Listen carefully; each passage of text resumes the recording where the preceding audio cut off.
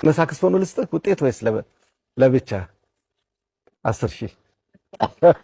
ታሪክ ድምፅ አለው፣ የሚተረከው ግን በጽናት ነው። ዛሬ በእውነትም በሀገራችን የጥበብ ታሪክ ውስጥ የሚመዘገብ አንድ ታላቅ ተአምር አለ። ቅዳሜ ከቀኑ 6 ሰዓት ጀምሮ በመላው ኢትዮጵያ ብቻ ሳይሆን በውጭ ሀገር፣ በአሜሪካ፣ በእስራኤል፣ በሳውዲ፣ በካናዳ እና በመላው ዓለም የምትገኙ የሀገር ፍቅር ናፋቂዎች አይናችሁን ወደ አንድ መድረክ ትተክላላችሁ። የምዕራፍ 22 የድምፃውያን የፍጻሜ ውድድር። ይህ ቀን ለአራቱ ተወዳዳሪዎች የ1 ሚሊዮን ብር ባለቤት ማረጋገጫ ብቻ ሳይሆን ወደ ላቀው የአሸናፊዎች አሸናፊ መድረክ መሸጋገሪያ ድልድይ ነው።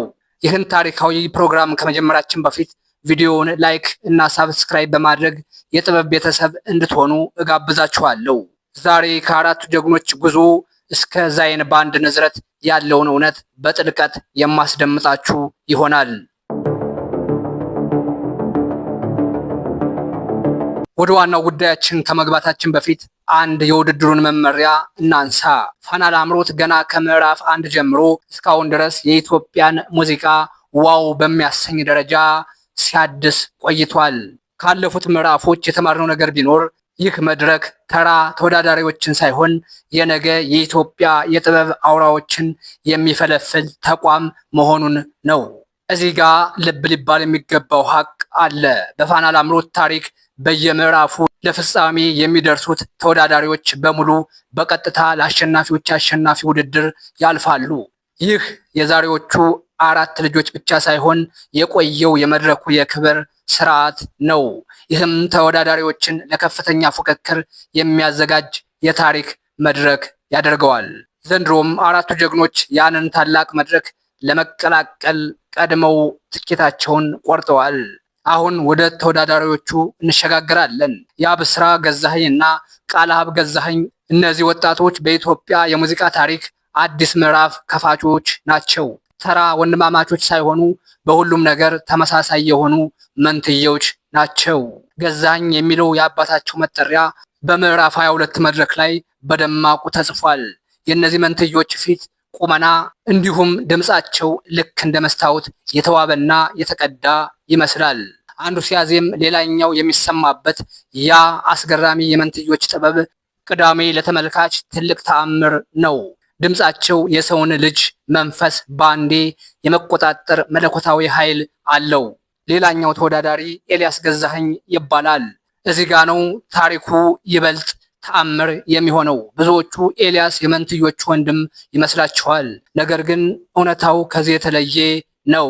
ኤልያስ ከመንትዮቹ ጋር ምንም አይነት የደም ትስስር የለውም። የስም አጋጣሚ ሆኖ የአባቱ ስም ገዛኸኝ መባሉ ግን ውድድሩን ለየት ያለ መልክ ሰጥቶታል። ኤልያስ በድምፅ ቀለሙ የራሱን መንገድ የቀደደ እጅግ አስገራሚ ጥበብ ያለው ልጅ ነው። በሌላ በኩል ዳንኤል አለልኝን እናገኛለን። ዳንኤል በዚህ በገዛኸኝ ስሞች በተከበበው መድረክ ላይ ብቸኛው የሌላ ስም ባለቤት ነው። ይህ ሁኔታ ለዳንኤል ትልቅ ስነ ልቦናዊ ፈተናም እድልም ነው። ዳንኤል መድረክን የመቆጣጠር አስገራሚ ብቃት አለው። እሱ በድምፅ ብቻ ሳይሆን በብልጠትም የሚፎካከር ታጋይ ነው። ዳንኤል ከ3ቱ ገዛኸኞች ጋር የሚያደርገው ትግል በታሪክ የሚዘከር ይሆናል። ነገ የሁሉንም ሰው ትንፋሽ የሚሰርቀው ትልቁ ጉዳይ የዳኞች ውሳኔ ነው።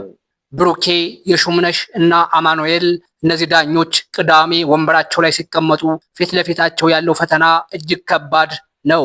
በአራቱ እኩል ብቃት ባላቸው ድምፃውያን መካከል ይሄኛው ይሻላል ብሎ መለየት በጣም አስቸጋሪ የሚሆን ነው። ከዳኞች ጀርባ ደግሞ ዛይን ባንድ ይገኛል። ይህ ባንድ የውድድሩ የጀርባ አጥንት እና የጥበብ መቅዘፊያ ነው። የባንዱ አባላት ያላቸው የሙዚቃ ቅንብር ብቃት እና ድምፃውያኑን የሚመሩበት መንገድ እጅግ የረቀቀ ነው። ዛይን ባንድ ዝም ብሎ ሙዚቃ አይጫወትም።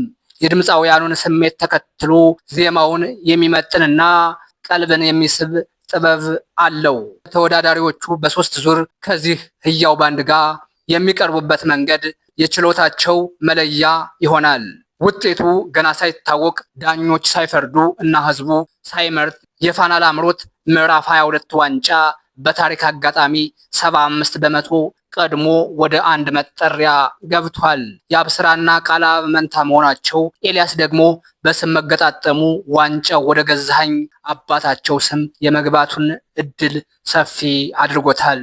ይህንን ታሪካዊ ክስተት ለማየት በአሜሪካ፣ በእስራኤል፣ በሳውዲና በካናዳ የምትገኙ ኢትዮጵያውያን ትንፋሻቸውን ውጣችሁ እየጠበቃችሁ እንደሆነ እናውቃለን።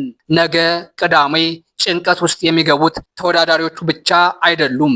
መድረክ መሪዎቹ ዛይን ባንድ እና በዓለም ዙሪያ የምትገኙ ተመልካቾች ሳትቀሩ በታሪካዊ ስሜት ውስጥ ትወድቃላችሁ። እውነተኛው አሸናፊ ዛሬ 1 ሚሊዮን ብር የሚረከበው ሳይሆን ነገ በህዝብ ልብ ውስጥ ዘላቂ ሐውልት የሚገነባው ድምፃዊ ነው። እዚህ ጋር ተያይዞ ስሙን በኢትዮጵያ የሙዚቃ ታሪክ ውስጥ በወርቅ ቀለም የጻፈ አንድ ተጋባዥ እንግዳ ይገኛል።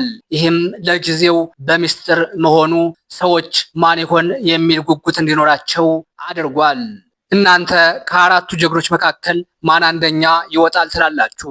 75 በመቶ ዕድል ያላቸው የገዛኸኝ ስሞች ግጥጥሞሽስ ለእናንተ ምን ትርጉም ሰጣችሁ? በውጭ ሀገር የምትገኙ ቤተሰቦቻችንስ ለየትኛው ተወዳዳሪ ድምፃችሁን ትሰጣላችሁ? ነገ በጉጉት የሚጠበቀው እጅግ ተወዳጅ ሙዚቀኛስ ማን ይሆናል ብላችሁ ትገምታላችሁ? ማን ቢሆን ይሻላል ብላችሁስ ታስባላችሁ? ሐሳባችሁን በሰከነና በጥበብ ቃላት በኮሜንት አጋሩኝ። በመጨረሻም የዚህን ታላቅ ፉክክር ወርቅና ሰሙን ለመለየት የአሸናፊውን ድምፅ ለመዘከርና ከመጋረጃው በስተጀርባ የተከናወኑትን ተአምራት አንድም ሳናስቀር በጥናት ለማቅረብ ቅዳሜ የውድድሩ ውጤት እንደታወቀ ወዲያውኑ አዳዲስ መረጃዎችን ይዘን ተመልሰን እንገናኛለን። እናንተ ቪዲዮው እንዲደርሳችሁ ላይክ እና ሳብስክራይብ እንዲሁም የደወል ምልክቷን ተጭናችሁ ጠብቁኝ። በያላችሁበት በሰላም ቆዩ። ቻው